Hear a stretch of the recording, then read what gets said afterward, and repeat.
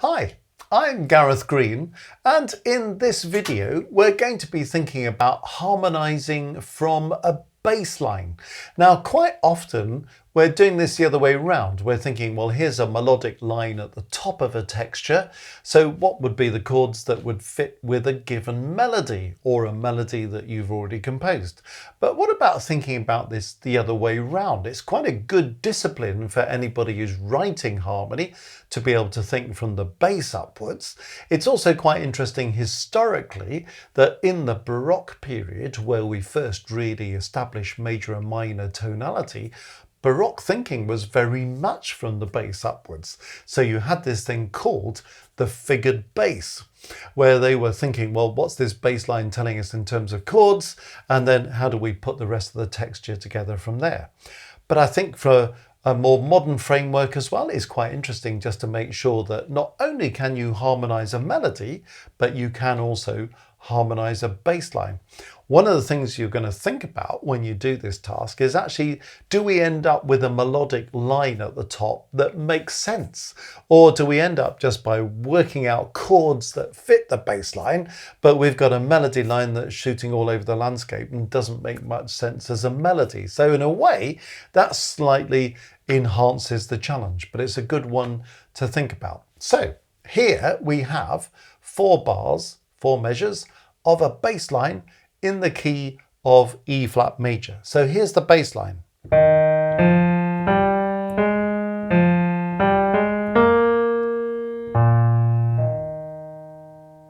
Okay, that's a very kind of typical bass line that you might come across, isn't it? Now, what we've got to do first of all is really think about what are the chords that we might select to go with that bass line in the key of E flat major. Now, when you're selecting chords, you don't have to start at the beginning and kind of go A to Z. I mean, you could look at this straight away, couldn't you? And you could think, well, the first note's E flat. We're in the key of E flat major, so probably chord 1 is going to make sense for the first note. You could also look at the last note, couldn't you, and think, well, there it is. It's a dotted minim, a dotted half note. E flat is the last note of the phrase, so that's probably going to be a chord 1 as well. Having looked at the last chord, we could probably look at the bar, the measure before, and think, well, it's got to be some kind of cadence. So maybe this is going to be 5 to 1, because that's the only thing that's really going to work there. And the interesting thing is already we've dealt with over half of the implied harmony of the bass line, which is pretty cool, isn't it?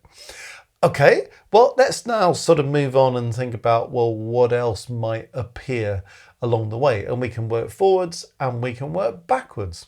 I mean, for example, I'm looking at this note in the bass thinking that looks like a passing note or a passing tone, doesn't it? It's just slipped in after that third beat of the bar, the measure. So probably we're going to be thinking about harmonizing this note and treating the next one as a passing tone, a passing note. So possibly we could be looking at that G thinking, well, it could be chord 3, could be. Nothing wrong with using chord 3, but it's one of the weaker chords in the spectrum. So is there anything stronger we could use? Well, we could possibly use a chord 6, but this is worth thinking about. If we use a chord 6, it's going to be C, E flat, G, which means we've got G in the bass because we're working from the bass line. So it's going to have to be 6 in second inversion. Now, we've got to be very careful about second inversion chords. So maybe not such a great idea. Now, that leaves us really with one option. It's really going to be chord 1. But because we've got G in the bass, it's going to be 1 in first inversion. 1B, 1/6, however you know it. So can you see the logic of what I'm saying about that chord? It could be, I'm not saying you can't use a chord 3. I mean, you could do, but I'm just sort of saying, well, because it's not the strongest chord on the spectrum, it's worth thinking, are there other options? You immediately come to chord 6 and think, oh, that's a stronger chord than chord 3. I'll go for that. But then you're thinking, but if it's chord 6, you're in second inversion. So 6C or a 6/4 chord. So probably better to use the other option, which is 1 in first inversion. So this idea is sort of working backwards as well as forwards. Now, here's something to spot back in the first bar, the first measure. Just have a look at this bass line for a second. And you notice in terms of degrees of the scale, what's it doing? It's going 1, 2, 3. Now, if you get that 1, 2, 3 movement, it's very possible that this 1 in first inversion might be bobbing up again. So if we think of this note as 1 in first inversion, a 1B or a 1/6, well, that's quite often what happens when you progress from the first degree to the third degree, or the other way around, the third degree back to the first degree. So it's one thing to think about. Once we kind of see that that possibility exists, we then think, well, this note is a kind of passing note between the E flat and the G. Is it a passing note? It's on a beat, but it's certainly passing between E flat and G. So is it a passing note because it's on a beat and it's taking up the whole of the second beat? Or could it be one of these passing chords? What about these things we know as the passing 6/4? Okay, now the passing 6/4. That's when you go from, let me just put this in a different thing. That's when you go from 1 to 5C to 1B. Or that's going from 1 to 5 in second inversion, 5/6/4, then going to 1 in first inversion, 1/6/3. Or you can do the opposite. So do it the other way around if you want to. So that could work quite happily as a progression there. There's another one that's commonly used where we go from 4 and then we go 1 in second inversion, so 1C or 1/6/4, onto 4B or 4/6, 4 in first inversion, or the other way round. So you can do this. Okay, so those are the passing 6/4. So do you see what I mean? These 6/4 chords, these second inversion chords, are passing between 1 and 1 in first inversion, or between 4 and 4 in first inversion. Now, because you can see here, we've kind of got 1 there and 1 in first inversion. Well, could it be that actually we're looking at this scenario where this could be a 5C? Well, it certainly could be, couldn't it? Now, one thing just to bear in mind is that we have a replacement option for the 5 in second inversion. And it's this one, where instead of using that, we can use a 7 in first inversion. So in either of these. Okay, so 7 is a chord that we're often told to avoid, but it works particularly well as a replacement passing 6/4. So you could use the 5C, it's a perfectly reasonable thing to do, but you could also use a 7B. 7 doesn't sound great in root position because it's a diminished chord. Put it in first inversion, it tends to sound much better. So here's 7 in its root position, slightly kind of ugly sounding chord. Put it in first inversion, actually sounds much better because we're sort of hiding the tritone within it. So, well, why not? Let's be adventurous. And we could use the 5C, but why don't we use the 7B, the 7 in first inversion? So you can see that that progression from 1 to 1B is giving us an option for a passing 6/4 or this replacement passing 6/4. Okay, well, where are we going next if we start looking at this next bass note? I think the most obvious thing to say about that one is it's the root of chord 4. So that's possibly the strongest option to go for, particularly having had on the previous chord 1 in first inversion, we can now use chord 4 in root position. So that's handy. We've started this whole thing, haven't we, with root position, first inversion, so possibly time to come back to root position, particularly bearing in mind we've got another inversion chord coming up there. So I think that's probably the best thing to do. Could you use chord 2 in first inversion? You certainly could. That's another option to think, well, if I use chord 2 in first inversion, well, that would also last me for the next chord. So I could have a chord 2 that took me through those 2 beats. That would be a perfectly reasonable thing to do. If it's not that, it's going to be chord 7 in second inversion. Probably not a great idea. Okay, well, we could either stick with a 2 for those 2 beats, or we could say, okay, let's have a different chord. So what are we going to do then with our remaining note here? We've got this F. Well, it could go from a 4 to a 2. That would be a pretty reasonable thing to do. Well, let's do something a bit more adventurous. How about we go back to this notion of a 7 in first inversion? Could be 2, but 7 in first inversion, just another chance to use it. And it's quite nice in a way to have it in the middle of the first bar, the first measure, and then have it come again in the middle of the second measure, the second bar, but in a different context.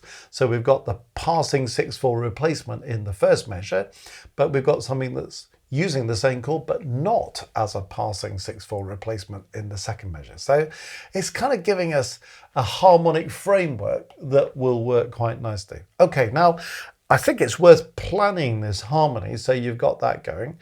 When you're working from a bass line upwards, you need to start thinking, actually, what am I going to do with this melody so it's going to sound like a half decent melodic line? Otherwise, you have that danger that I spoke about earlier, where you've got the melody just jumping all over the landscape. Have a look at the first measure again, the first bar. The bass line is going 1, 2, 3 in the context of a replacement passing 6/4. Or an authentic passing 6/4.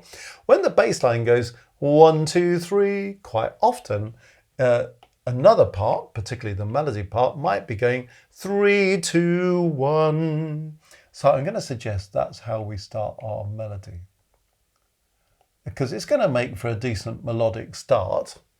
And also, because we've now got this contramotion between the top and the bottom, that's going to enhance our replacement 6/4, and it's going to reduce vastly the opportunity for us to end up writing consecutives or parallels, because we don't want to end up with octaves and fifths and things. So yeah, that's probably quite a handy start, isn't it? So we've got 1, 7B, 1B.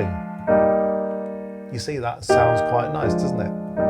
So that's all handy. Now then, we've had some conjunct movement in the first measure, the first bar. We're also becoming cognizant by the end of the first bar that the top and the bottom parts are beginning to get quite close together. Now, if you get too close together between the top and the bottom, you haven't got enough room in the middle to squeeze in the alto and tenor parts. Just the fact that we've just got a 6 there is already putting us under pressure. So my instinct is to say, let's get the melody to go up. And maybe we don't want it to move in quarter notes or crotchets all the time, but maybe what we could do is to do this. Now, you might be a little bit surprised at this at first. That C fits the chord 4, and it also gives the melody a lift. That works quite nicely. It's got a kind of nice shape to the melody. Because we're going up at that point, that's going to make us sort of something quite distinctive in the melodic character. But then you're going to say to me, well, hang on a minute, what's that C got to do with your 7 in first inversion? Well, yeah, it's a fair point, but it could be a 7, 7 in first inversion. Ah, that makes it even more interesting. So we're reiterating that 7 in first inversion in the first measure, the first bar, but now we're making it a 7th. So if it lasts for that second beat, sounds quite nice, doesn't it? And it enables the melody just to settle for a moment. So it's not just going on in quarter notes or crotchets all the time. Well, we've had a big leap up. That's helpful because it's given us space between the top and the bottom. The bass is going by step, the melody is leaping. So again, it's helping to reduce the problem of parallels, consecutives. But having had a big leap up, we probably want to step back inside the leap. So the most obvious thing to do next is to go for a B flat in the melody, so that we've mitigated our rising 6 by stepping back inside it, and it fits with that 1 in first inversion. So far,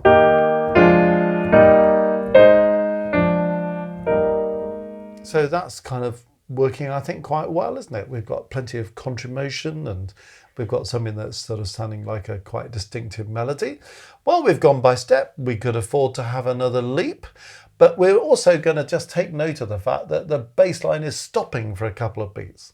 So this could be an opportunity for our melody to move a little bit. And how about we do something like this, which I'll explain in a moment. Okay, so what am I up to now? Well, this first F obviously belongs to the chord 5. This is a passing note or a passing tone. And by moving up to the A flat there, well, that's turning our chord 5 into 5/7. Always a good thing to do. We've had quite fast harmonic rhythm in the first 2 measures, a chord on each beat. Then suddenly in the 3rd measure, we've got 1 chord for the whole bar. That's okay, because we're approaching a cadence, so a change in the harmonic rhythm is often a good thing. But actually, to take a chord 5 and then to turn it into a 5/7 is enriching that 5, making it more interesting. Okay, once we've gone there, we haven't really got any choice about the last note, because when we're writing a 5/7, a 7th is supposed to fall by step. Because I've got the 7th in the top part, it's going to have to finish by coming down to a G. Okay, let's just think about that melody then. Taken that a melody can often work well if it's basically going in contrimmation with the bass, because that's eliminating our troubles with parallels, consecutives. Taken that we want a balance of conjunct and disjunct movement, that maybe it wants its own little bit of rhythmic character. Well, do we think we've achieved that?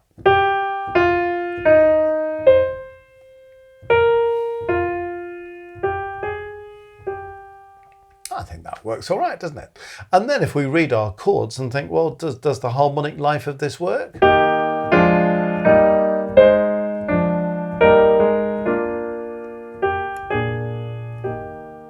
Seems to work quite nicely, doesn't it? I mean, we could maybe spruce it up a little bit, but we've got something going. Okay, let's just see if now I can complete these middle parts reasonably quickly. So do you see what I'm doing here? I'm thinking, well, I've got the root in the bass, I've got the 3rd at the top. Well, we're going to have to double something. We want to double either the root or the 5th, because we don't really want to double a major 3rd if we don't have to. So that's the kind of really only thing you can do with that first chord. Now you've got the top and the bottom. Okay, well, when we progress, we're going to use common notes where we can in the same part, or we're going to move by step. So that alto probably wants to come down, the tenor probably wants to come down. So we could do something like that.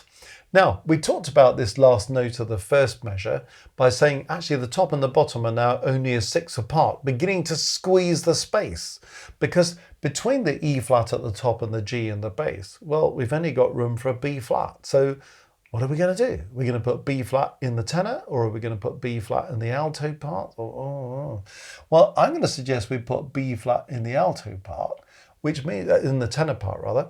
So which really means we have to share the E flat and the soprano with the alto. That's not a great sin.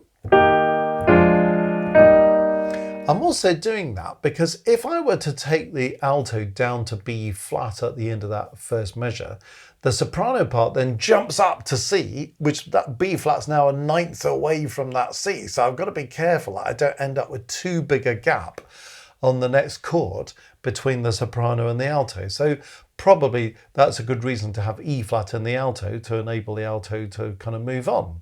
Don't forget as well, kind of stability in the alto part is usually the sign of good harmony. So don't worry if the alto part looks a bit boring. The fact we can now repeat another E flat there. I'm getting a bit boxed in. I could have C in the tenor, but that's going to give me a double major third. So how's about if I double the A flat in the bass, but I'll make it 2 beats because it also, A flat is a common note with the next chord. Going from 4 to that 7/7B chord will work quite well. So I'm going to need to move the alto down to a D to accommodate it. So you can see what I've done now. That sort of works quite nicely, doesn't it? Which also means the alto then can progress up by step to E flat. I can take the tenor up to B flat. So that's keeping all the inner parts kind of fairly steady. I'm not leaping all over the place. We've now got an interesting situation because, again, the top and the bottom parts are pretty close together. I mean, we've only got a fifth between the top and the bottom with that F at the top and the B flat and the bass. So I'm a bit stuck, aren't I? I've only got D in the middle to play with, and I've still got this business. I've got an alto and a tenor part to deal with. Well, there might be a solution to that. We'll come back to it in a minute. I'm going to miss out this chord for a moment, and I'll explain why. Let's see if we can finish the cadence. Good idea to put your cadence stuff in. Well, how about the alto has a D going to E flat at the end, and the tenor repeats a B flat. So you've got a common note repeating in the tenor with that B flat. There's a common note between 5, 7 and 1. You've got the alto moving by step. We're also resolving our 5, 7 properly. The 7th is falling by step in the melody. We spoke about that. But the 3rd, which is in the alto, is also rising by step. So that's one reason for wanting to deal with that a little bit. Now, I could just, at the beginning of this bar, put a D in the alto, share the B flat with the tenor. Perfectly reasonable thing to do. In fact, perhaps we'll make a decision to share the B flat and the tenor, because that gives us a nice steady kind of tenor line, doesn't it? Don't worry that middle parts look a bit boring. If middle parts look boring, that's often a sign of good harmony. It's the top and the bottom you want to make more interesting. In the alto part here, because we've had this E flat here, and we're going to go to this D here, we have an opportunity to write a suspension. So how about if I put a minim, a half note E flat in the alto there, because then I've actually turned that 5 into a 4/3 suspension. So do you see, in this third measure, this third bar, we started off by just saying, well, we'll just have a chord 5 for the whole bar. But it felt just a little bit boring, didn't it, after the previous excitements of the first 2 measures. So now we've just managed to spruce it up a bit. We said, well, it's starting with 5, but it's finishing with 5, 7. Now we've managed to get a suspension into the deal. The thing about a suspension, we have to have those 3 moves, P, S, R. Prepare, sound, resolve. P has to be the same note as S. S has to move by step, normally downwards. This is a 4/3 suspension because the E flat at S is a 4th above the bass, going to D, which is a 3rd above the bass. So it fits all the requirements for a suspension. And it's going to make that cadence sound a bit more interesting. Okay, so what have we now got?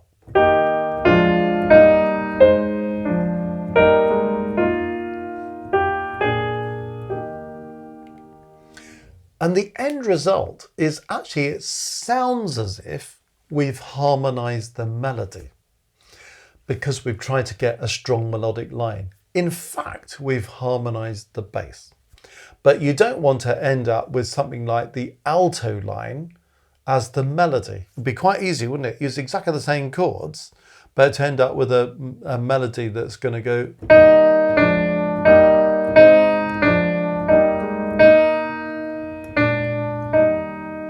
That's not a good melody, is it? So that's great as a nice stable alto line.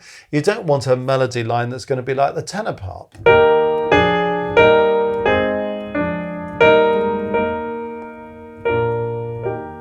This doesn't kind of sing to us as a melody. So you see what we're doing? We're thinking from the bass line, what's the implied harmony? How do we get a melodic line that's got some shape and some character? And then we think about stability in the middle. So we end up with this.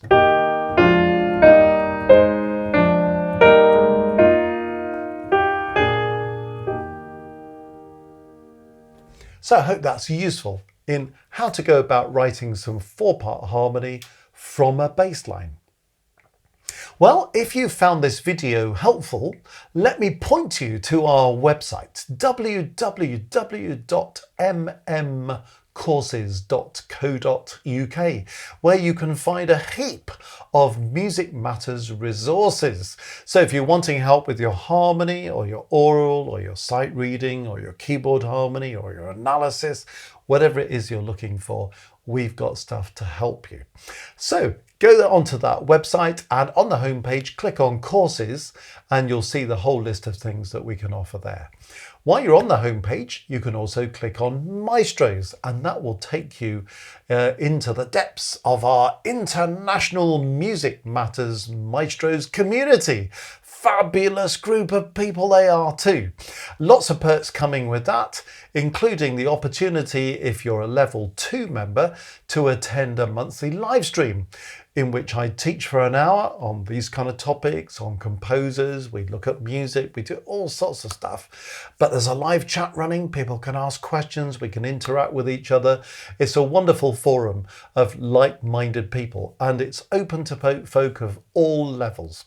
There's also our level 3 group, which in addition to everything that's offered to level 1 and level 2 members, you also have access to a second monthly live stream at which you can submit your own compositions, your own harmony exercises, your own performance recordings.